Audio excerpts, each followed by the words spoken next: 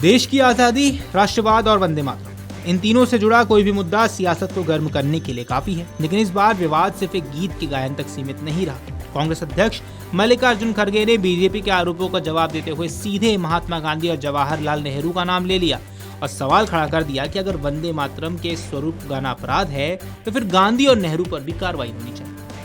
खड़गे का यह बयान ऐसे वक्त आया है जब कांग्रेस के स्वतंत्रता दिवस समारोह में वंदे मातरम के गायन को लेकर बीजेपी लगातार कांग्रेस पर निशाना साध रही है। बीजेपी ने कांग्रेस के शीर्ष नेताओं पर राष्ट्रगीत के कथित अपमान का आरोप लगाया।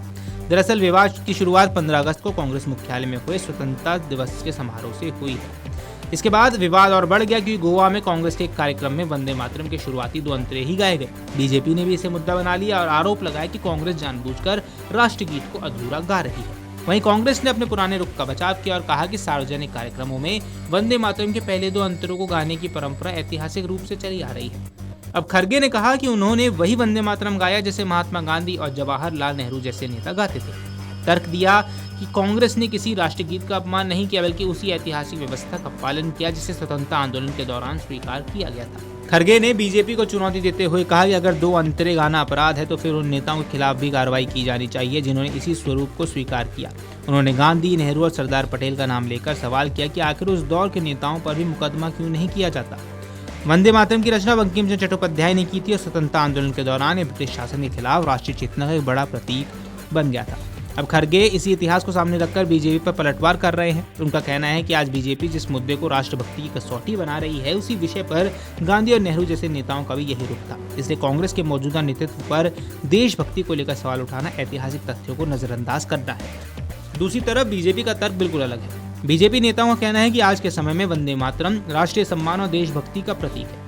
इसके पूर्ण स्वरूप के गायन से बचना राष्ट्रगीत के प्रति अनादर के तौर पर देखा जा सकता है। बीजेपी नेताओं ने कांग्रेस नेतृत्व से इस मामले में स्पष्टीकरण और माफी की मांग की। इस विवाद ने एक बार फिर कांग्रेस और बीजेपी के बीच राष्ट्रवाद की पुरानी राजनीतिक बहस को सामने ला दिया है। बीजेपी कांग्रेस पर आरोप लगा रही है कि वह राष्ट्रीय प्रतीकों को लेकर स्पष्ट नहीं है, जबकि कांग्रेस पलटकर बीजेपी से पूछ रही है कि क्या राष्ट्रवाद का प्रमाण सिर्फ गीत के पूरे या आधे संस्करण से तय होगा।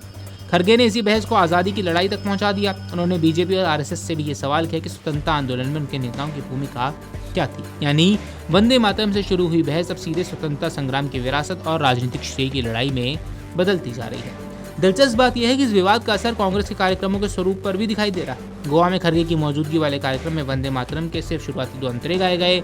इसे कांग्रेस के पुराने फॉर्मेट की वापसी के तौर पर देखा गया, लेकिन बीजेपी ने इसी को कांग्रेस के खिलाफ एक नया मुद्दा बना दिया। अब असली सवाल यह है कि वंदे मातरम पर शुरू हुआ ये विवाद सिर्फ एक गीत के गायन तक रहेगा या फिर आने वाले दिनों में कांग्रेस और बीजेपी के बीच राष्ट्रवाद की बड़ी राजनीतिक लड़ाई का रूप ले लेगा। Video desk amarujara.com। अगर आप ये वीडियो YouTube पर देख रहे हैं तो हमारे चैनल को सब्सक्राइब कर बेल आइकन दबाएं और Facebook पर देख रहे हैं तो हमारे पेज को लाइक करें।